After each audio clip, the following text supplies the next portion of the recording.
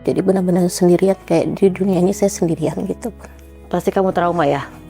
Trauma.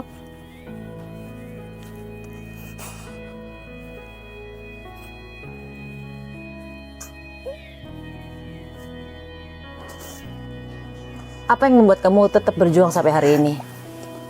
Saya masih mau ketemu anak-anak saya, Bun. Saya nggak minta harta dari suami saya nggak minta apapun. Saya ingin melihat perkembangan mereka, tumbuh kembang mereka, sampai mereka dewasa, Bun. Bisa dekat lagi sama anak-anak saya, Bun. Saya ini minta maaf kepada suami saya dan mertua saya. Mungkin saya ini bukan seorang istri dan menantu yang sempurna ya, Bun. Hak asuh anak-anak saya biarlah jatuh ke tangan suami saya dan mertua saya, karena saya sadar, Bun, saya belum mampu untuk menghidupkan anak saya seperti mereka yang mereka berikan kepada anak-anak saya selama ini, Bun. Aku yakin kamu akan, ya Allah, ternyata Tuhan itu baik banget ya. Ya, Aku yakin seperti itu. Semoga kamu selalu kuat. Makasih banyak ya, Bun. Kuat.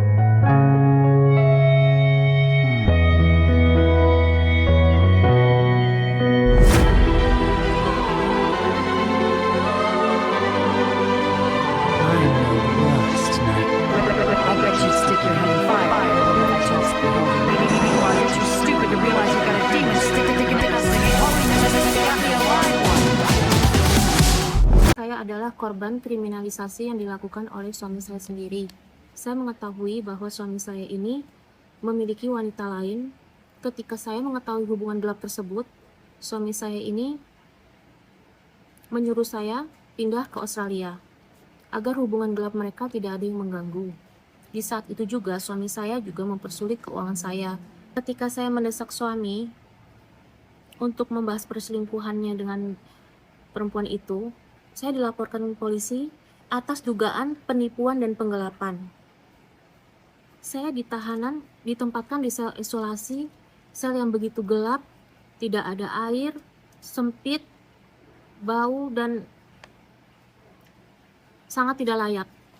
Hai guys, ketemu lagi di konten Maya Al TV. Viral di sosial media, seorang perempuan mengaku sebagai istri sah dan menantu konglomerat. Ia mengaku sudah belasan tahun menjadi korban perselingkuhan yang ditutup rapi. Menurut pengakuannya, ia dibiarkan hidup dalam kesulitan di Australia bukan atas kehendaknya sendiri. Ia juga mengaku mengalami kriminalisasi hingga dipenjara 45 hari. Dan menurutnya dipaksa membuat pengakuan perselingkuhan demi bisa keluar dari penjara. Ia pun sudah mengajukan gugatan cerai, namun menurutnya prosesnya dipersulit. Dan ia pun mengaku sudah hampir setahun dipisahkan dan dipersulit bertemu ketiga anak kandungnya. Terima kasih sudah hadir di sini, Lani. Selamat datang di Rumah Pejaten. Anak kamu laki apa perempuan? Perempuan, laki-laki, perempuan, Bun. Perempuan, laki, perempuan. Ya, oh, tiga. berarti yang cowok di tengah ya? Yang cowok. Umur berapa kira-kira? 16, 14, 10, Bun. Oh, sudah kenal ibunya dengan baik dong berarti ya? Iya, Bun. Oke Lani, pertama-tama aku ingin mengucapkan turut prihatin atas apa yang sedang kamu hadapi.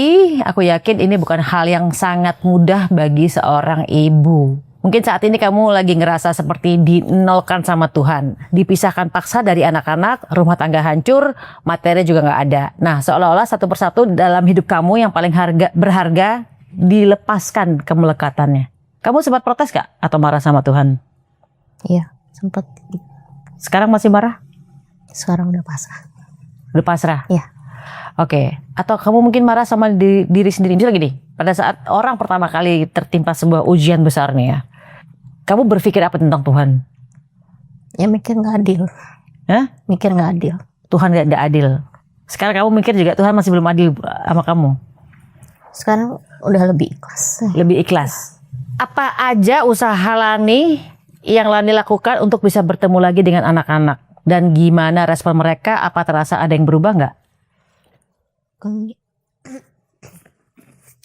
Saya sempat beberapa kali telepon, WA ke anak-anak saya, Bun ya. Itu dipersulit terus. Dipersulit maksudnya centang satu atau handphone sudah ganti? Tiga-tiganya ditelepon susah Bun. Kalau yang cowok kebetulan ada kebutuhan khusus belum bisa bicara. Jadi saya hubungin susternya, ya kadang diterima teleponnya tapi dibilang masih sibuk, masih les atau apa gitu. Tapi kalau yang dua cewek ini bener-bener dibilang nggak mau ketemu maminya, nggak mau dikontak maminya gitu Bun. Terus saya udah mohon juga, tolonglah saya ini ibunya loh, tolong jangan dipersulit gini. Oh orang memang anaknya nggak mau gitu, kata susternya Bun. Apalagi kalau yang kecil tuh bener-bener nggak mau sama sekali dihubungin maminya, nggak mau cari maminya. Bahkan sampai pas saya sakit, yang cewek yang pertama masih nanya lah, mami are you okay?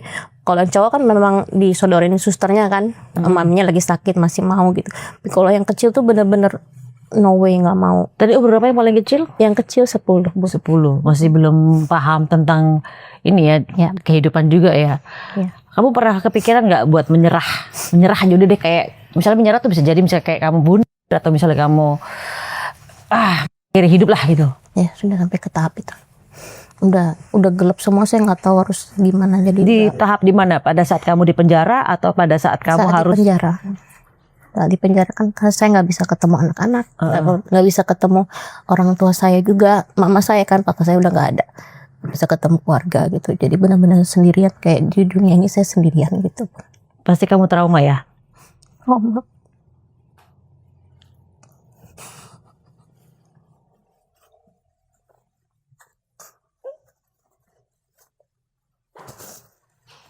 Apa yang membuat kamu tetap berjuang sampai hari ini? Saya masih mau ketemu anak-anak saya Bun. Tapi dari setahun ini pernah nggak sekali aja ketemu gitu? Ada, tapi cuma karena ada kepentingan sekolah, gurunya kan telepon saya Bun. Masa maminya nggak pernah datang gitu. Udah dedinya nggak pernah datang, Grimanya nggak pernah datang, yang lain nggak pernah datang, kan ibunya harus datang gitu. Jadi saya kesana Bun, saya mohon tolonglah ketemuin anak saya. Ya susternya ya bawa aja di sekolah, ya ketemu aja gitu Bun, karena memang keadaan terpaksa. Berarti kamu bisa dong ketemu di sekolah berarti? Bisa, tapi kan dari Bandung ke Jakarta terus gitu kan nggak bisa juga Bun, saya Bun. Ya. Sebenarnya harapan kamu tuh maunya untuk bisa ketemu tuh kamu bisa boleh bawa main anak-anak pergi keluar kota sama kamu, misal kayak 1 hari 2 hari balikin lagi gitu ya? Udah saya coba begitu, tolonglah ketemu mami nginep di Bandung atau mami ke Jakarta ikut mami, kita nginep di mana gitu. Suster-susternya bilang anak-anaknya nggak mau, paling ya Roland aja yang cowok ya Bun ya, karena kan Roland belum bisa bicara nggak mau gitu kan. Karena kebetulan juga Roland berkebutuhan khusus ya. Iya Bun. Tapi tetap dipersulit bilang anaknya nggak bisa, anaknya nggak mau. Mungkin dalam 10 paling 2 apa 3 lah gitu. Itu pun saya masih mohon minta tolong ketemu, WA lah seenggaknya. Mami sakit, mami kangen, tapi nggak ada sedikit pun respon Bun.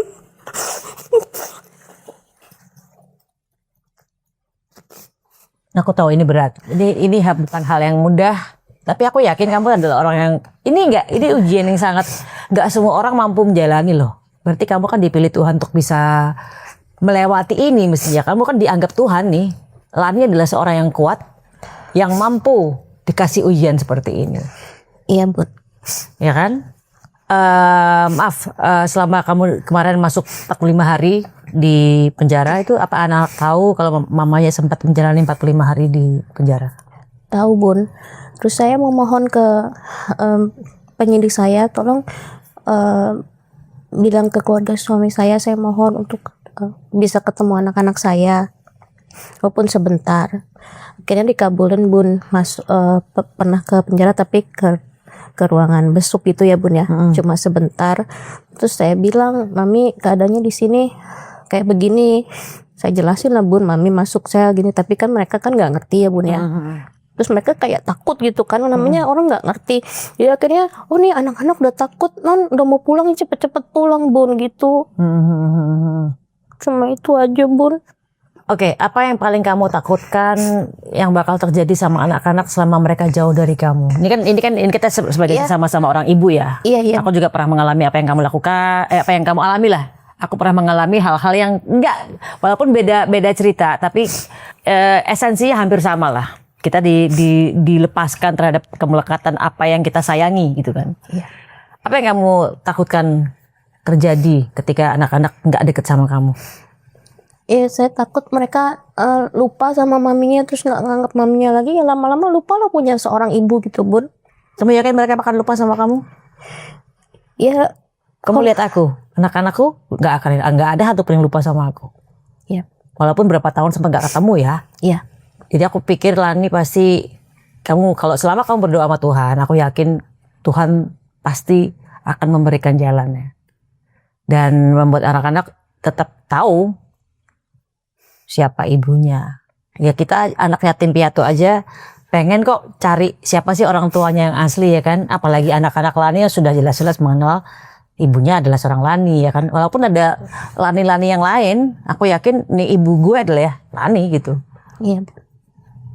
Oke, selama hidupnya anak-anak nih, pernah nggak sih jauh dari Lani nih waktu saat kamu masih bersama anak-anak nih? Iya. Pernah nggak mereka tuh jauh dari Lani gitu? Atau memang dari kecil nempel banget sama mamanya, terutama yang berkebutuhan khusus ya? Iya. Kan kamu kalau nggak salah ke Australia, Iya, ke Australia. Berarti kan anak-anak kan udah tahu nih ibunya siapa dan deket sekali sama ibunya kan? Iya, Bun. Pernah nggak mereka tuh jauh?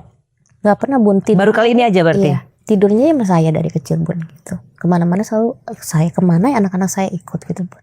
Terutama anak kamu yang berkebutuhan khusus ini kan membutuhkan perhatian khusus ya. Iya. Bagaimana rutinitas kamu mendampingi terapi, menemani dan mengurusnya? Apakah ada treatment khusus?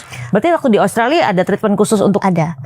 makanya kamu menghabiskan uang yang mahal karena Iya. treatment khusus itu ya. Dan khusus di sana dia udah sekolah khusus, ditambah dia ada terapi khusus ke rumah juga, Bun, yang harus didampingi sama maminya gitu. Boleh tahu nggak berapa sekali terapi itu datang? Dia itu, Jadi ada netizen yang ngomong gila mahal amat nih 200 juta setiap bulan ya kan? Ya ini harganya rupiah sama dolar beda ya, say. Ini USD aja udah $1 18.000 ya kan? iya, Bun. Untuk terapinya sendiri aja hitungnya kan per jam, Bun. Jadi dalam sebulan aja 8.600 9.000 gitu kan udah mau 100 juta, Bun. Itu Iya. terapinya aja, belum Terapinya aja sekolahnya. 100 juta itu Iya. ini di Australia. Iya, benar, Bun. Nah itu netizen, jangan kalian ngejudge orang. Oh, ini mahal banget sih ibunya ngabisin duit 200 juta ya kan. Padahal kita kan tinggal di Australia, jangan sama-sama nama Australia sama Amerika sama Indonesia ya. Dolar aja kita lemah gitu kan. Oke, sebagai ibu, ikatan batin dengan anak masih berbeda. Apalagi menurut kamu anak kamu pernah disebut, mohon maaf, produk gagal oleh keluarga suami. Apa sih yang bikin kamu khawatir? Khawatir bahwa kalau nanti makin jauh sama maminya kan, jadi ikatannya juga udah nggak ada ya, Bun ya.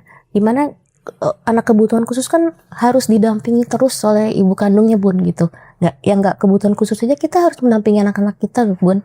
Bagi dia benar-benar yang belum bisa ngomong, belum bisa komunikasi, itu kan harus ada dua arah antara ibu kandungnya dengan anaknya gitu loh, Bun. Takutan saya dia nanti makin jauh, makin nggak terbiasa sama maminya, diambil terus sama yang sana ya. Jadi ya saya tambah gak kuat juga, Bun, lepas dari dia gitu loh. Aku yakin kamu akan kuat kok. Iya, Bun, makasih. Kamu baru setahun kan pisah dari anak-anak kan? Iya. Oh iya. Aku yakin kamu akan paham kenapa sih Tuhan itu melepaskan kamu dari anak-anak yang kamu sayangin. Kalau kita hidup tuh pasti kita kalau kena ujian ya kan kita belum paham nih maksudnya Tuhan kenapa sih Lani dipisahin sama anak-anak ya kan. Kalau nanti sudah paham pasti kamu akan terima kasih Tuhan, aku sudah pernah melewati pelajaran hidup yang sedemikian berharga ya kan. Sehingga pada akhirnya nanti titiknya di hari itu nanti 10 tahun lagi kamu akan berbeda ketika kamu sudah paham maksudnya Tuhan dan kamu mulai menyerahkan segala urusan dan kamu melepaskan apa yang bukan milik kita. Emang anak yang milik kita? Aku kok jadi marahin anak-anak ya. Tapi gini intinya kan aku sebagai perempuan yang sangat prihatin ya. Aku juga pernah ngalamin apa yang kamu alamin. Iya, Bang. Anak, pasangan, harta itu bukan milik kita. Itu semua milik Tuhan. Suatu saat bisa kita diambil. Mungkin bedanya Lani sekarang belum meninggalkan dunia. Nah, bagaimana kalau kita seandainya sekarang tiba-tiba kita suddenly meninggalkan dunia? Berarti kan sama aja, kita harus melepaskan anak, melepaskan harta, melepaskan suami, melepaskan jabatan. Bedanya kita masih hidup. Ya. Nah, tinggal bagaimana kita memahami maksudnya Tuhan ini apa sih? Artinya, Lani berarti akan dibuat menjadi lebih baik karakternya di mata Tuhan. Ya Bun. Gitu.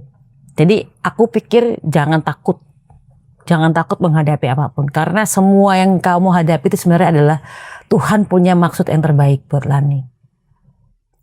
Ya Bun, siap. Oke, kalau boleh flashback nih, kamu kan cerita bahwa kamu menikah dengan keluarga konglomerat. Ini aku kan bacanya dari media sosial kamu yang kamu lagi viralin kemana-mana tuh ya. Iya Bun. Dan mimpi seseorang untuk menikah dengan keluarga yang konglomerat ini kan biasanya kan semua orang pengen ya. Wah, aku pengen menikah dengan CEO, aku pengen menikah dengan keluarganya siapa yang hebat gitu ya. Pernah kamu mimpi gak pada akhirnya endingnya akan buruk seperti ini? Nampaknya buruk ya, aku gak bilang buruk ya, nampaknya buruk. Tapi sebenarnya gak buruk kalau kita memahami cara berpikirnya Tuhan. Iya, sama sekali gak kepikir Bun. Taunya ya bakal lancar aja lah terus gitu. Bakal happy aja. Setelah berapa tahun sih kamu menikah kemudian langsung jatuh gitu? Menikahnya tahun 2007 Bun. Oh, lama dong. Iya. Lumayan sekitar hampir 19 tahun berarti, berarti 18 tahun ya kamu hancurnya itu ya. Betul Bun. Ini kan namanya menikah dengan keluarga yang hebat nih ya. Orang pasti mimpinya bahwa ini bakal diratukan nih. Iya. Contohnya aku juga narasi-narasi yang dibikin oleh netizen, Maya Estianty diratukan oleh suaminya gitu kan. Betul. Karena dia adalah orang yang hebat gitu ya. Kamu juga begitu nggak? Ya kalau diratukan ya pasti namanya. Pasti juga, ada ya. Namanya juga istri ya orang ini ya Bun, orang berada lah ya. Orang ini konglomerat lah gitu ya Bun disebutnya. Tapi kan saya tidak pernah menginginkan itu semua Bun gitu. Menginginkan apa misalnya? Harta itu kan saya nggak menuntut apa-apa, saya tidak pernah meminta apa-apa juga Bun gitu. Contohnya barang-barang saja sekarang semua harta benda saya ya, kayak baju, sepatu semua masih ada di rumah itu, ditaruh di garasi gitu aja Bun. Saya suruh ambil sendiri gitu loh Bun. Kamu belum ngambil sampai hari ini? Dicicit-cicit tapi kayak barang-barang nggak penting kayak ikat pinggang lah, sepatu cuma ala kadarnya, kan saya tuh pulang nggak ada baju, nggak ada apa loh Bun gitu loh. Berarti intinya yang saya baca kemarin atau saya dengar di pengakuan kamu kan, kamu sebenarnya meminta uang itu adalah untuk kebutuhan khusus dari anak kamu kan, untuk nafkah anak sebenarnya ya. Iya betul. Karena ini kehidupan di Australia which is nggak murah ya gitu. Iya, betul. Semua itu untuk kebutuhan saya di Australia Bun. Dimana di Australia itu kan kebutuhannya sangat-sangat tinggi gitu loh Bun.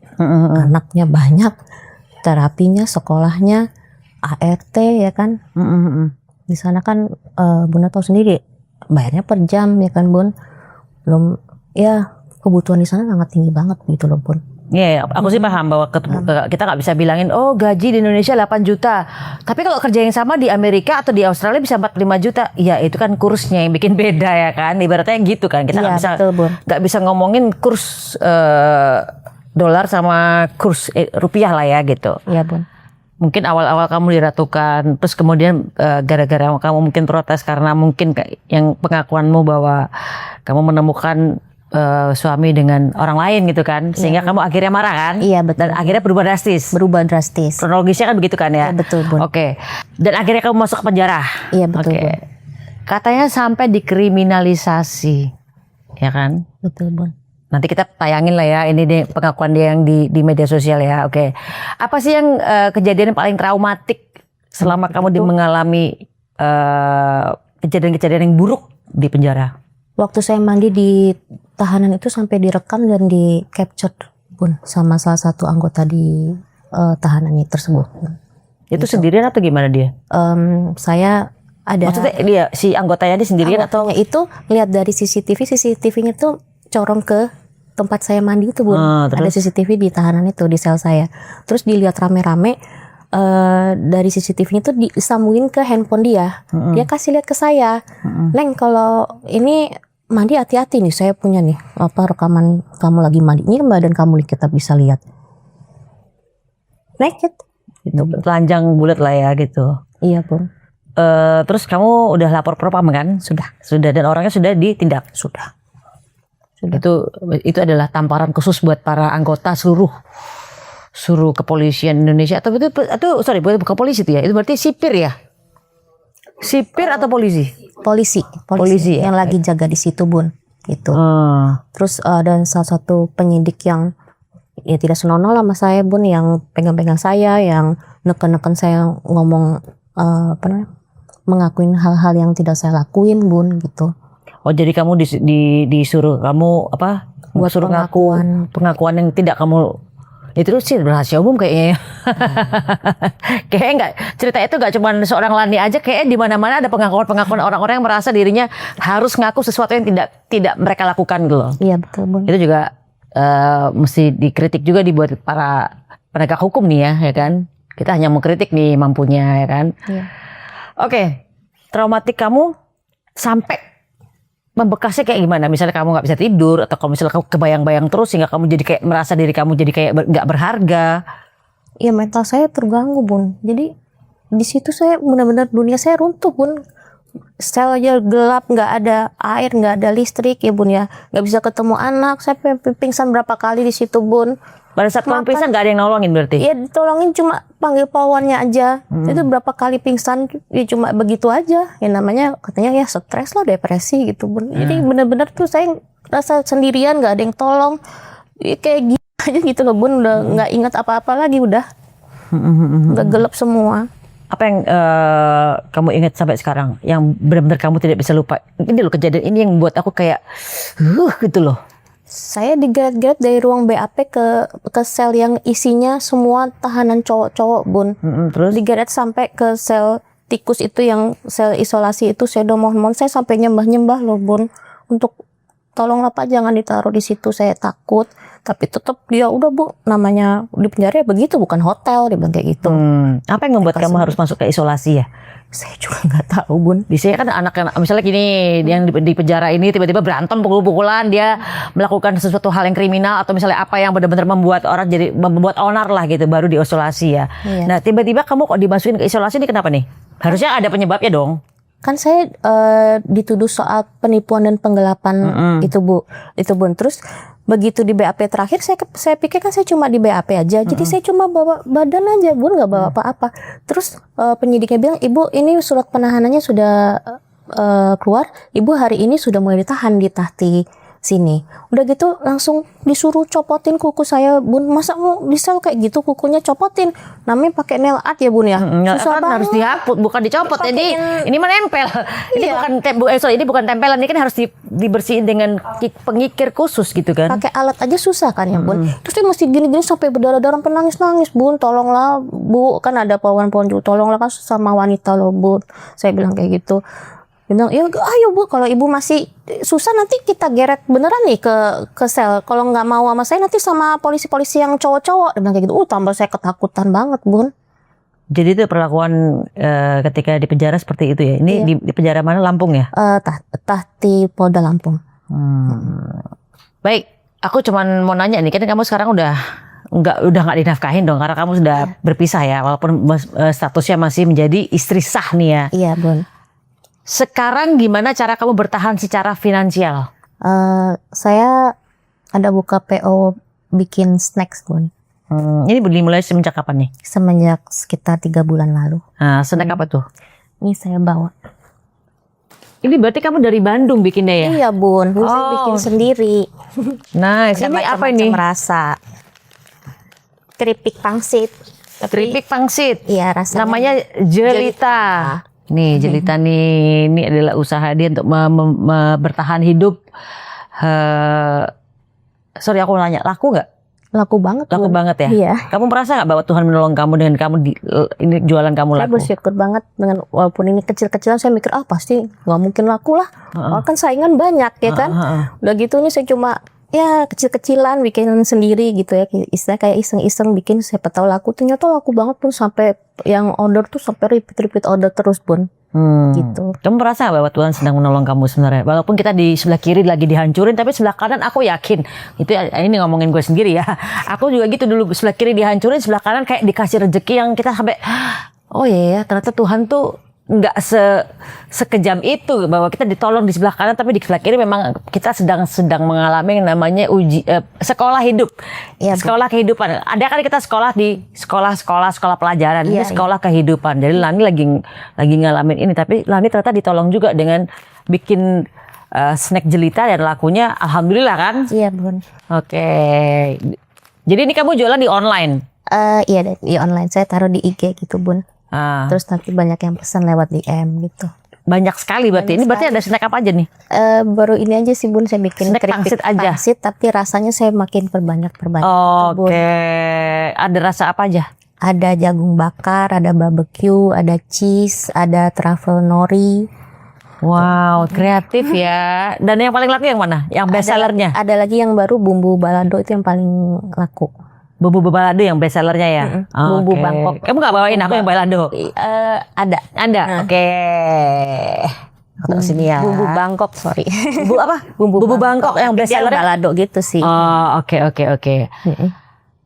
Pada saat kamu sedang berada di penjara ini kan lagi masa runtuh-runtuhnya seorang Lani. Apa sih doa yang kamu panjatkan kepada Tuhan? Aku cuma pengen tahu. Tuhan, saya nggak minta harta dari suami saya nggak minta apapun. Saya cuma mau ketemu anak-anak saya. Saya ingin melihat perkembangan mereka, tumbuh kembang mereka, sampai mereka dewasa Bun. Saya nggak minta apa-apa. Cuma pengen ketemu anak-anak aja ya. Bisa dekat lagi sama anak-anak saya Bun. Oke, seandainya anak-anak kamu melihat nih sekarang konten kamu yang lagi ngomong ini, apa yang pengen kamu sampaikan kepada anak-anak? Elena, Roland, Elora, Mami, always love you all. Tiap hari, tiap detik Mami mau kalian ada di samping Mami, tidur sama Mami, seenggaknya bisa telepon Mami, tanya keadaan Mami. Mami sama sekali nggak tahu keadaan kalian di sana gimana. Semoga kalian nanti ingat Mami ya. Bisa datangin Mami ke Bandung atau Mami nanti ke Jakarta. Kita bisa kumpul lagi walaupun sebentar aja. Mami mau lihat kalian. Itu Bu. Oke. Langkah hukum apa yang akan ditempuh selanjutnya oleh Lani ini? Saya cuma mau menyatakan di sini Bun, bahwa saya ini minta maaf kepada suami saya dan mertua saya. Mungkin saya ini bukan seorang istri dan menantu yang sempurna ya Bun, tapi saya memohon tolong jangan pisahkan saya dengan anak-anak saya. Saya hanya ingin bisa bertemu anak-anak saya dan menyaksikan tumbuh kembang mereka sampai mereka dewasa Bun. Justru saya berharap bahwa hak asuh anak-anak saya biarlah jatuh ke tangan suami saya dan mertua saya, karena saya sadar Bun, saya belum mampu untuk penghidupan anak saya seperti yang mereka berikan kepada anak-anak saya selama ini Bun. Saya sadar saya belum mampu, jauh dengan mereka yang lebih mampu, yang bisa memanjakan anak-anak saya Bun. Jadi kamu masih mempunyai pikiran yang sangat baik pada keluarga suami dan mertua juga, bahwa Bun. Kamu percaya bahwa mereka akan bisa mampu untuk menghidupi anak-anak kamu dengan layak ya, dibanding kamu sendiri ya. Betul. Oke. Tapi kan belum menjawab tadi untuk langkah hukum selanjutnya nih. Iya, saya mau Panggil kuasa hukum saya yang bernama Pak Pablo Benua dan Kak Adlina. Oke, boleh masuk untuk kuasa hukumnya. Baik, selamat datang kembali lagi, kita bertemu Pablo Benua dan juga Mbak Adlina. Oke, ini adalah mewakili dari Lani ya, sebagai kuasa hukum ya. Oke, aku mau tanya, langkah hukum yang akan diambil apa sih? Ya, sebelum gua masuk ke sono Bun, Jadi sebenarnya awal pertama kali Lani itu datang ke kita, dia menceritakan banyak hal. Dia menceritakan banyak hal tentang perkaranya dia ini, apa yang dia alami, begitu ya. Lalu akhirnya dia juga menceritakan bagaimana ketika dia mendatangi salah seorang pengacara senior, begitu, advokat senior, yang pada akhirnya bukannya ditolong, padahal advokat senior tersebut adalah orang yang digembar-gemborkan selalu menolong rakyat kecil, orang susah, orang yang membutuhkan bantuan hukum gitu. Akhirnya dia dari ketemu sama si advokat senior ini malah dialihkan ke yang 911 itu loh. Nah akhirnya setelah dia ke sana, malah ujung-ujungnya Lani menceritakan justru meminta uang. Bahkan Lani sempat punya satu mobil Avanza yang butut pun, yang mohon maaf ya Lan, Avanza yang sudah tua, jual aja. Kalau memang kamu nggak bisa jual, saya yang jual katanya. Itu orang-orang yang 911 itu. Nah hingga pada akhirnya Lani menceritakan, kami ini tergugah hati kami. Ini kok jadi begini persoalan, karena dari pihak 911 itu juga menyatakan bahwa ini persoalan pengen diviralkan ya, atau diminta viralkan dulu baru mereka mau pegang. Karena kan biasa tuh kalau di sana itu sama si advokat senior ini, dia itu perkara yang viral dulu baru dia masuk. Nunggangin lah gitu. Ya. Nah, kalau bahasa anak zaman sekarang, lu pansos lu ya, yes, gitu. Begitu. Dan itu kan juga disampaikan anaknya kan. Nah terus akhirnya si Lani bilang, Pak Pablo bisa bantu viralin nggak? Sampaikan ke saya. Saya bilang, saya ini advokat profesional. Saya tidak pernah mau persoalan ini untuk kita gembar-gemborkan, kita viralkan. Karena saya masih percaya sama hukum di Indonesia ini bisa ditegakkan. Tergantung bagaimana kualitas pengacaranya. Saya sampaikan begitu. Akhirnya benar Bun, kami laksanakan serangkaian upaya mulai dari pengajuan gelar perkara khusus di Bareskrim, di Wasidik Bareskrim Polri. Alhamdulillah, dua hasil daripada gelar perkara khusus. Yang pertama ada dua laporan. Yang satu dituduh 372-378 penipuan dan penggelapan. Yang satu lagi adalah dia dituduh perzinahan. Oke. Yang dituduh perzinahan dihentikan karena tidak terbukti. Dan yang satu lagi terkait dengan 372-378 tadi yang penghinaan dan penggelapan. Penipuan dan penggelapan tadi justru disebutkan bahwa status tersangka daripada Lani begitu ya, unsur-unsur pasal yang disangkakan tidak terpenuhi. Selesai dok. Nah di situ saya sampaikan ke Lani bahwa hukum di Indonesia ya masih bisa ditegakkan. Nggak ada kalau mungkin ada sebagian orang yang bilang no viral no justice. Justru bagi kami, padahal kami di sini kondisinya melawan orang yang dikenal orang kuat lah gitu ya, dikenal sebagai orang kuat. Tapi kami berhasil, kami maju, kami melaksanakan gelar perkara khusus dan alhamdulillah dengan argumentasi yang kami berikan, alhamdulillah kami diuntungkan tanpa Lani mengeluarkan uang seperak pun, betul ya, Lani? Nah hingga pada akhirnya kami bantu dan keluarlah itu hasil daripada gelar perkara khusus yang menyatakan tidak sesuai dengan unsur persangkaan. Nah kalau kita bicara tentang unsur persangkaannya sudah tidak terpenuhi Bun, terhadap pasalnya begitu ya, maka secara otomatis harusnya status tersangkanya dibatalkan. Iya dong. Dia ditetapkan jadi tersangka dengan pasal 372-378 penipuan dan penggelapan. Oke. Penipuan dan penggelapan tersebut syaratnya adalah unsur-unsurnya harus terpenuhi. Ada nggak di sana rangkaian kebohongan? Ada nggak tipu daya? Itu semua tidak ada Bun. Fakta dan peristiwa tersebut sudah dituangkan di dalam gelar perkara khusus. Udah, itu semua tidak ada sehingga akhirnya tidak sesuai unsur persangkaan. Harusnya kalau kita pakai logika berpikir, maka status tersangkanya dia gugur. Nah, yang menjadi pertanyaan kita yang serius di sini adalah kenapa status tersangkanya tidak digugurkan? Justru malah ada, kami mendapatkan selentingan begitu ya, ada upaya untuk menambahkan pasal baru. Seakan-akan ini perkara harus dijalankan. Ini kan sama halnya sekarang lagi bola ya, begitu ya, lagi zamannya bola. Ada satu orang main bola begitu, lalu wasit datang kasih kartu merah. Kenapa? Kamu handball. Oke? Ternyata begitu dia lihat dari VAR, nggak ada handball. Tapi tetap kartu merah tadi tetap berlaku. Kenapa? Gue nggak seneng aja sama wajah lu. Kan jadinya gitu, Ya, gitu loh. berarti personal ya jatuhnya ya. Jatuhnya personal. Sementara hukum itu nggak bisa kita gunakan asas subjektivitas yang terlalu tinggi. Karena jelas namanya kalau kita bicara keadilan itu harus objektif. Harus tegak lurus begitu. Sehingga kami yakin ini persoalan akan selesai gitu ya. Tinggal pilihan lagi kembali kepada para penyidik seperti apa. Tapi kami punya serangkaian upaya. Kami masih bisa menempuh sejumlah jalan seperti pra peradilan begitu. Tetapi saya selalu mengingatkan kepada penyidik begitu ya. Jangan membuat seakan-akan melepaskan tanggung jawab. Silakan pra peradilan saja. Kalau pra peradilan justru saya nggak begitu puas, karena kalau bicara pra peradilan itu hanya masuk ke dalam serangkaian formil. Padahal kalau serangkaian formilnya kalau kita buka, jelas itu banyak sekali kecacatan di sana. Tapi kami masih berpikir karena saya pengen Lani ini status tersangkanya bukan karena asas formil lah akhirnya status tersangkanya lepas. Kami pengen status tersangka tersebut lepas karena memang dia tidak terbukti melakukan perbuatan itu. Perbuatan yang dituduhkan. Malah kami berharap untuk masuk ke dalam pokok perkara.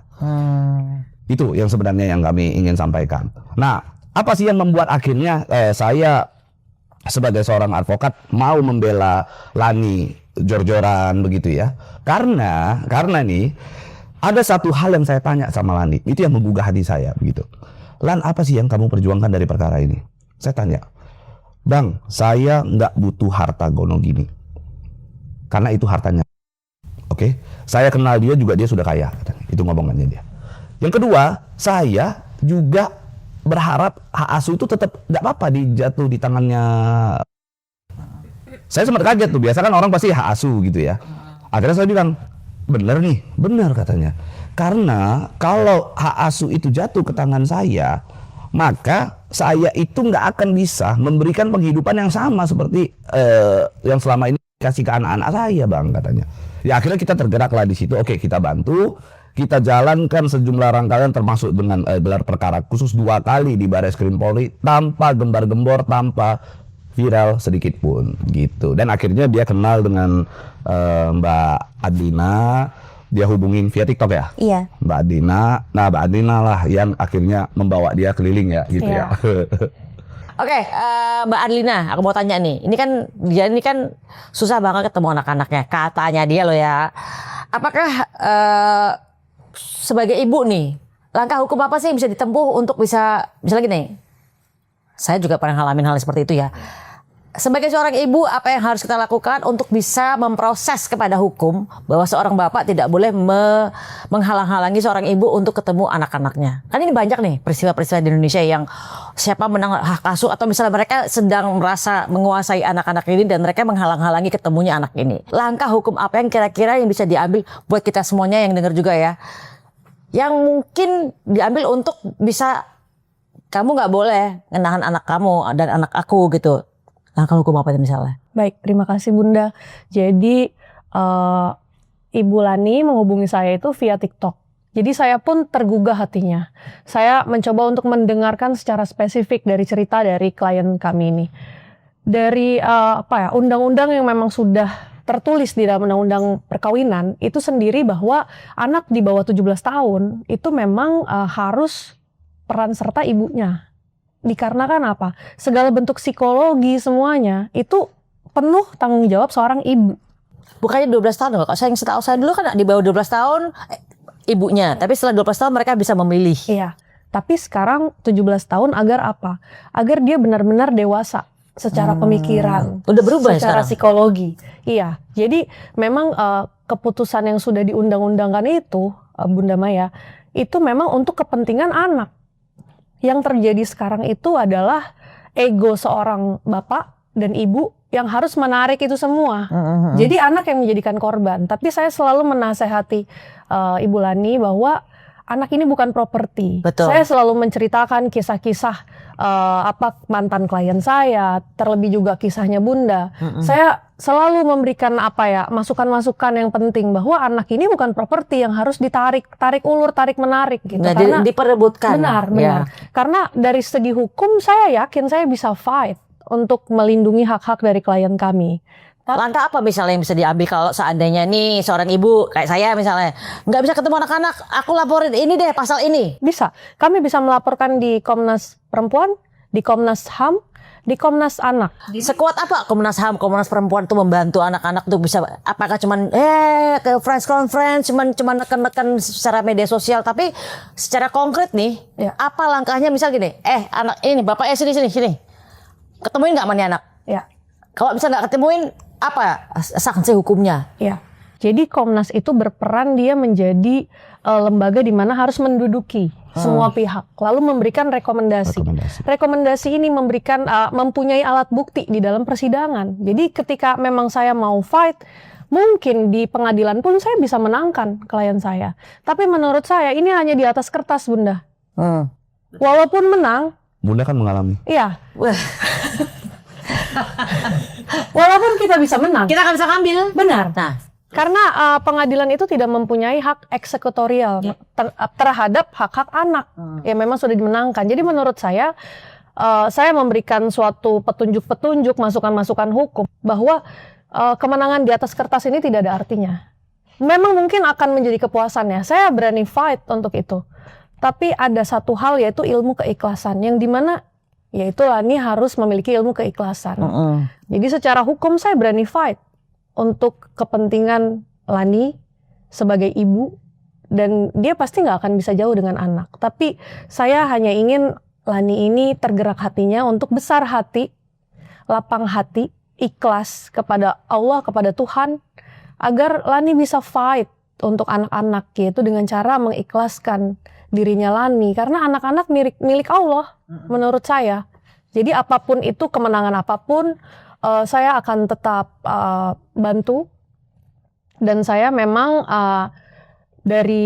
dari chat-chatannya Lani saya bantu secara pro bono, Bunda. Saya dengar Lani itu banyak dimanfaatkan oleh berbagai macam lawyer-lawyer yang awalnya bilang mau bantu, ternyata harus membayar suatu transport dan lain-lain. Sedangkan saya melihat Bahkan disuruh pakai bikini ya. ya itu kan sangat tidak pantas gitu, ya, Bunda. ya.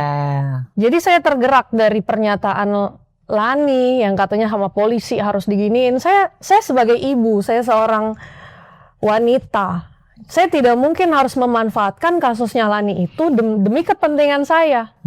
Aku penasaran tadi disuruh pakai bikini ngomongnya gimana sih? Ya nanti, Ini advokat ini ya, pengacara Ini ya. advokat lain kan? iya Ya. yang lain, Bun. Ya nanti ketemu di atas, tapi pakai bikini ya, Neng. Gitu. Ketemu di mana? Di Oh, oke. Ya semua orang udah tahu ya, kayak habit siapa yang suka party-party seperti itu. Itu kan menurut saya sangat memalukan advokat. Karena kita harus menjunjung tinggi marwah suatu advokat, Bunda. Jadi jangan membuat malu. Kita boleh membuat ciri khas masing-masing gitu. Tapi tolonglah, naluri itu di atas segalanya, di atas hukum. Tapi harus menjaga agar tidak semacam kayak melecehkan tadi ya. Betul. Benar. Jadi memang saya sangat terketuk hatinya karena memang saya merasa bahwa prinsip saya itu saya bantu Lani, insya Allah Allah bantu saya. Saya yakin saya ketemu Bang Pablo juga di sini bukan hal yang disengaja, semua Ya. tanpa rekayasa, tanpa disengaja gitu, Bun. Jadi saya ingin juga Lani berkembang hidupnya ke depan. Saya akan bantu semaksimal saya. Ya semoga ke depannya juga Lani bisa bahagia, bisa seperti Bunda.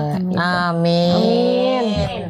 Ada lagi nggak yang mau disampaikan dari sisi hukum nih? Jadi selain Lani yang ditersangkakan, Bun, sebenarnya masih ada beberapa orang lagi yang ditersangkakan. Di antaranya ada seseorang yang bernama Tiandri juga ditersangkakan. Tiandri ini adalah mantan babysitternya Lani dulu. Jadi Lani punya anak, dia punya babysitter, yang mana babysitter tersebutlah yang membantu jaga anak. Lani waktu bersama dengan Tiandri dulu ya suka minjem rekeningnya Tiandri, memang beberapa kali meminjam rekeningnya Tiandri untuk digunakan sebagai transaksi kehidupannya dia sehari-hari lah. Karena Lani tidak punya rekening. Oh, wow. rekening Indonesia maksudnya. Oke. Tidak diperbolehkan ya. Punya Nggak rekening. boleh. Sehingga akhirnya dia meminjamkan rekening si Tiandri ini, dan Tiandri ditersangkakan. Kemarin kami juga habis dari Bali, kami baru pulang dari Bali melakukan pendampingan terhadap Tiandri karena Tiandri dilakukan pemeriksaan ke Bali sebagai tersangka begitu. Kami juga kembali lagi di sini pro bono karena Tiandri sekarang di situ kerjaannya juga mengajar, guru lah ya begitu ya. Itu pun les privat begitu. Kami datang ke sana sekalipun tidak ada tiket, kami bela-belain menggunakan private jet datang ke sana, Bun. Tapi alhamdulillah selesai begitu ya pemeriksaannya. Hingga menurut kami ini bisa kita tetap perjuangkan begitu ya. Karena jelas kembali lagi satu kata kuncinya, tidak memenuhi unsur. Maka sebenarnya kembali lagi, janganlah udah penyidik untuk gengsi di sini, nggak usah lagi gengsi, silakan hentikan saja perkara ini. Nggak bisa menambalkan pasal baru lagi di dalam perkara ini menggunakan status tersangkanya dia sebelumnya. Jangan mencoba-coba untuk menyimpangkan apa yang sudah dituangkan di dalam hasil gelar perkara khusus. Jangan coba-coba untuk membuat penyimpangan-penyimpangan terhadap perspektif yang ada di dalam itu. Itu adalah sebuah tindak pidana. Bagi penyidik itu bisa dipidana, Bun. Karena dianggap kriminalisasi itu ya. Betul. Maka kami berharap, udahlah dia juga nggak pengen apa-apa. Saya, ya Bunda tahu saya kan. Saya itu juga bukan orang yang baik-baik amat. Iya kan? Saya juga ya bahasanya ya inilah seneng juga dengan wanita-wanita di luaran sana. Tapi saya juga masih punya hati nurani gitu loh. Gak akan mungkin sedetik sekecil apapun saya menyakiti istri saya, apalagi tega untuk dipenjara. Gak akan mungkin loh. Saya gak akan mungkin melakukan itu gitu. Dan saya juga sangat bersyukur dengan adanya Adlina masuk di dalam perkara ini begitu ya. Selama ini kan sebenarnya kami ini ada gap juga, Pun. Gapnya apa? Dia kan wanita ya. Kadang-kadang suka menceritakan tentang rumah tangga. Saya itu agak gimana gitu, agak Aku tahu maksudmu. iya, jadi agak-agak Lama-lama iba, lama-lama jatuh cinta. Ini agak-agak kandas juga kan. Itu lebih cerita. luas kalau Iya, dengan iya, perempuan. Nah, Luas. begitu Adlina masuk, dia lebih luas ke Adlina. Nah, disitulah saya bersyukur deh kalau kayak gitu deh gitu. Ya. Jadi kita berkolaborasi, saya bisa menyentuh perasaannya Lani, begitu juga Lani bisa menceritakannya juga lebih fleksibel gitu, Iya, Bun. lebih Nggak ada yang terbuka ditutup-tutupin gitu. ya. Karena sama wanita kan. Iya ya, lebih open lah ya, sampai ngomong sedipnya seperti Iya, betul. apa.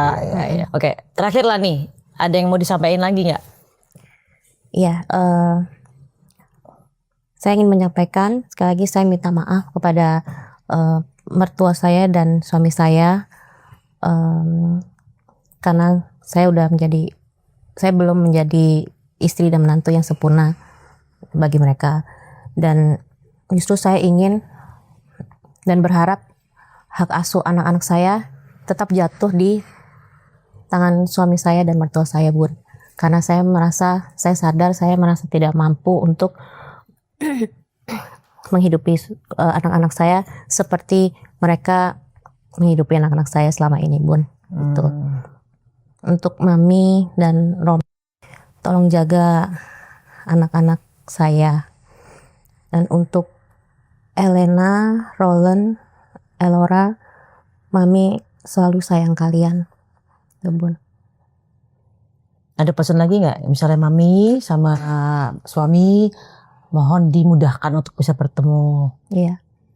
Memang saya di atas segala ketidaksempurnaan saya sadar. Tapi saya minta tolong, saya mohon sekali untuk tidak dikriminalisasi lagi, tidak dipenjarakan lagi atas segala kesalahan yang tidak pernah saya perbuat, Pun.